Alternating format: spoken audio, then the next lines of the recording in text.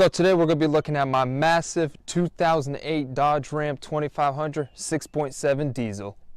Now this might not be the biggest truck you've ever seen on the road, but it does have a 2-inch leveling kit on it, so it does give it a little bit of a ride height. But it's only good for one thing, and that's looks. So underneath the hood is the massive 6.7 engine. Now the 2008s, they had two engines you could get it in.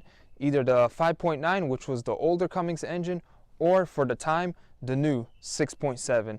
And I decided to go with the 6.7 because I believe it is the superior engine. Now this engine is direct injected, so no spark plugs, that's all diesels. And that's just the best thing because spark plugs cause nothing but issues. The horsepower is 350 and it has 650 foot-pounds of torque, which is a lot, especially for a 2500. That is massive. And the new Dodges, they have over 900, which is just mind-blowing for a pickup truck having that much torque. That's getting in semi-truck territory. Now the funny thing is, if you got this truck with a standard manual transmission, the torque would actually be slightly less than the automatic. So under the hood, it's kind of hard to see with the camera angle, but I do have an aftermarket airbox here. It also does have a EGR delete, which is always a good thing. It's not really debatable. It just helps the truck breathe better, better gas mileage, better reliability. So it's always a good thing. Now, whether it's legal in some states or not, that's debatable. But overall, EGR delete, definitely recommended. Now, this truck is also tuned because with an EGR delete, you always need to tune it. Otherwise, if you don't, it just throws everything out of balance. So it does have a little tune, and it's the perfect tune.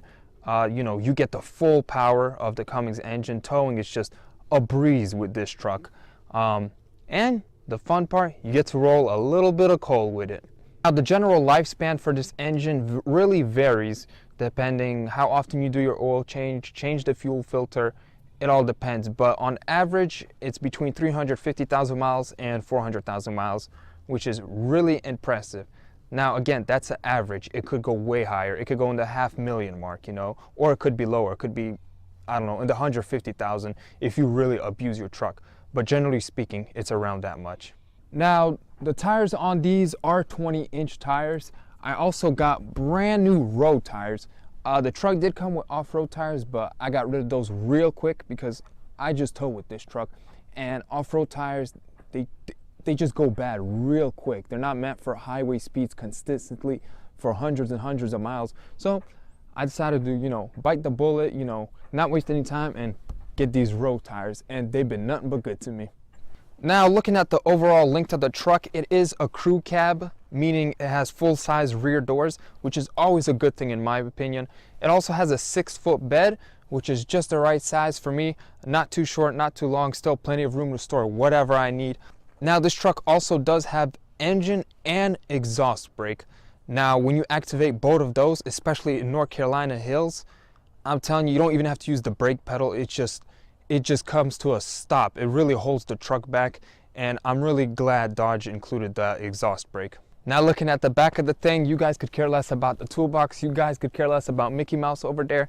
That is the star of the show. This huge 55-ton shackle. It could support 55 tons, which is insane. This truck doesn't even weigh nowhere near that. So you're thinking, why would he have it? Well, for one, it came with the truck, so I didn't go out of my way to buy it. It's just for show. And this thing's heavy. Off this hitch, this thing weighs, I would say between 80 and 90 pounds. It is heavy. Just look at this. Now that's just for show, folks.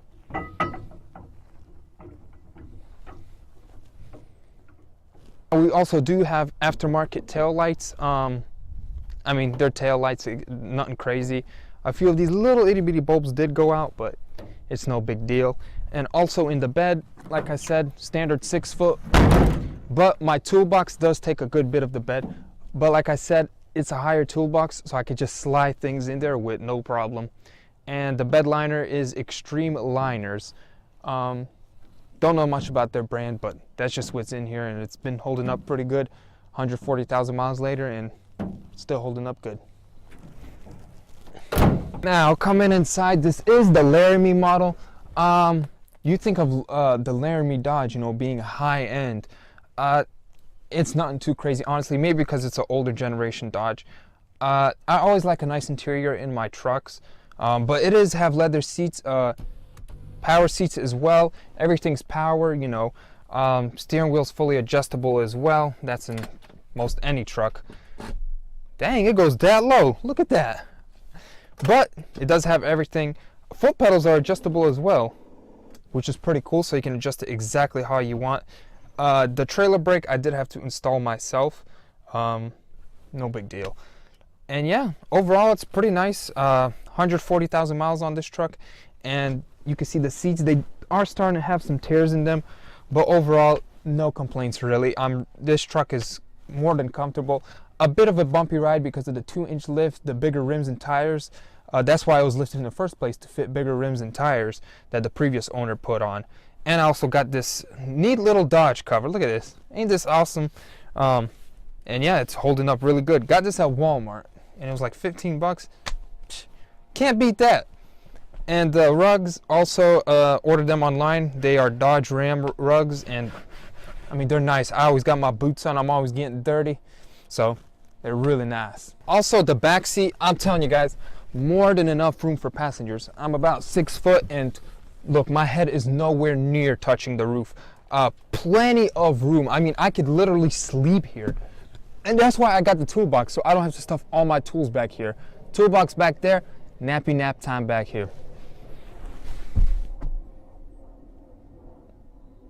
And that pretty much concludes the video of my towing rig right here. If you want to see towing videos, maybe, you know, I might record some of those. I don't tow nothing too crazy yet. The heaviest thing I've towed is a Bobcat, so that's about it. If you liked the video, leave a like. If you didn't like it, absolutely disgusted by this video, leave a dislike. But that's pretty much it. Appreciate you guys watching. Till next time, see ya.